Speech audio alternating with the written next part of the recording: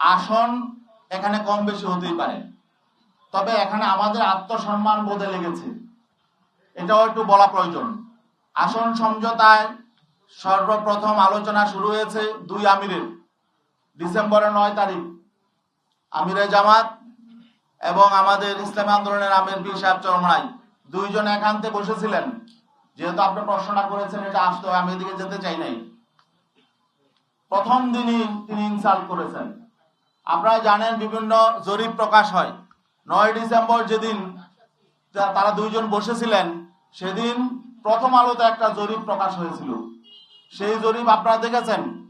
সেই জরিপে প্রকাশ হয়েছিল যে বিএনপিকে চায় 65% মানুষ, জামাতে ইসলামকে চায় 25% মানুষ, আর সেখানে ইসলামী আন্দোলনেরও ছিল একটা, সেটা হলো 0.1% মানুষ।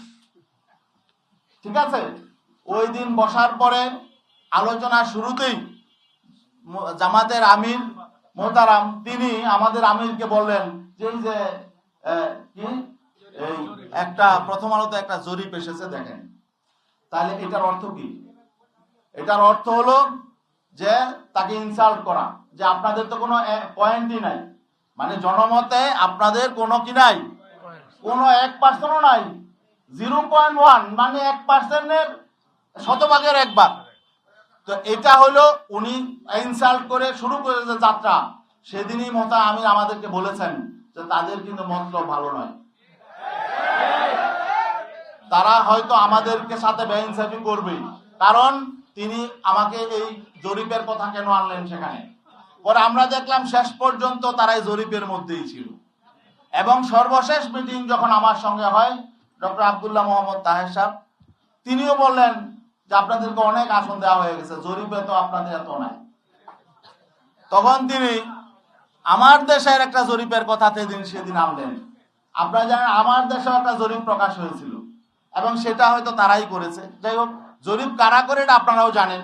এগুলো পেড এজেন্সি থাকে, এনজিও থাকে, টাকা দিয়া করা হয়। যাই হোক, এখানে ওই জরিপের ফলাফলটা রেজাল্টটা কি ছিল, যে সেখানে বিএনপি কে চায় 34% মানুষ, জামাতকে চায় 33% মানুষ, এনসিপি কে চায় 7%, আর ইসলামী আন্দোলনকে চায় হলো 3% মানুষ।